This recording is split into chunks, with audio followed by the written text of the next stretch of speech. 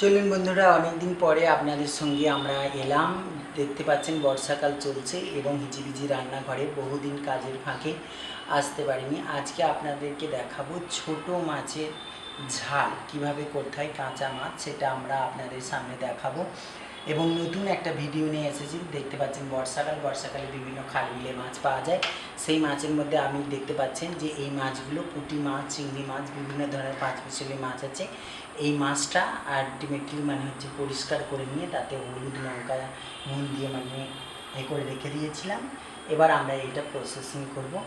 কিছু গুঁড়ো লঙ্কা নিয়েছি, জিরে ধরে গুঁড়ো নিয়েছি, হলুদ গুঁড়ো নিয়েছি, আমি নুন নিয়েছি সামান্য পরিমাণে, কাঁচা লঙ্কা নিয়েছি 4টে, কিছুটা নিয়েছি এই আদা রসুন বাটা আর পেঁয়াজ। এই পেঁয়াজের উপরই কাঁচা মাছ রান্নাটা আমরা করব। চলুন পরের স্টেজটা আমরা দেখাই, আমাদের সঙ্গে থাকুন। এই কড়াইয়ের মধ্যে কিছুটা মাছ আমরা এই পেঁয়াজগুলো আমরা নিয়ে নেব, কেটে রাখা পেঁয়াজগুলো, এবং কেটে রাখার পেঁয়াজগুলো পরিমাণ মতো হচ্ছে একটু নুন দেব। এবার নুন দেওয়ার পরে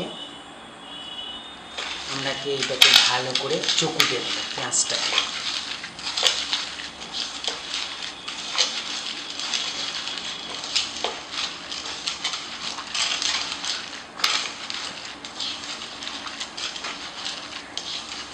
পেঁয়াজটা চকুনো হয়ে গেল।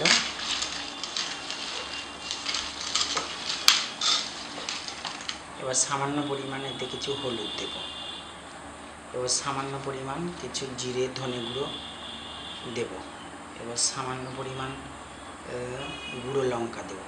যেহেতু কাঁচা লঙ্কা দেব তাই অল্প পরিমাণে আমরা এটাকে দেব। তারপরে আমরা আদা রসুন বাটা যেটা ছিল সেটা একটু সামান্য পরিমাণ দিয়ে দেব।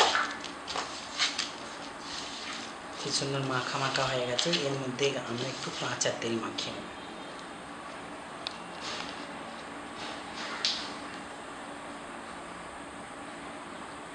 তেলটা দিলাম, তেলটা দিয়ে মাখিয়ে নিলাম।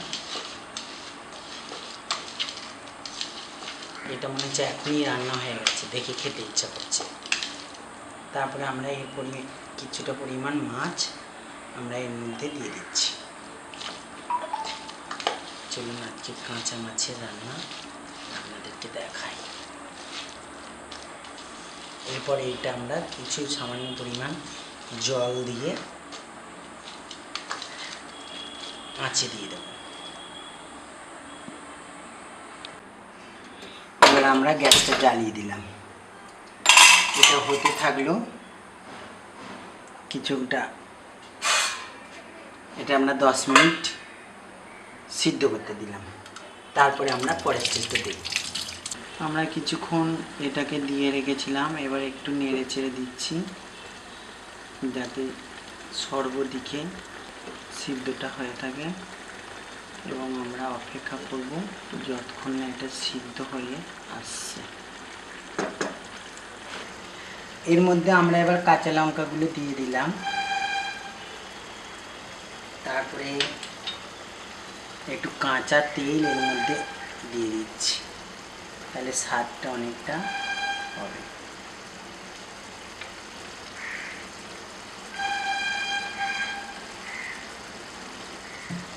আরও কিছুক্ষণ ঢাকা দিয়ে রাখতে হবে। এটা আমাদের সম্পূর্ণ হয়ে এসেছে। আমরা এটাকে এবার নামিয়ে নেব, এবং এটা গরম গরম ভাতের সঙ্গে খেলে আরও সুন্দর লাগবে। আপনারাও বাড়িতে চেষ্টা করবেন, আশা করি আপনারাও ভালো লাগবে আপনাদের।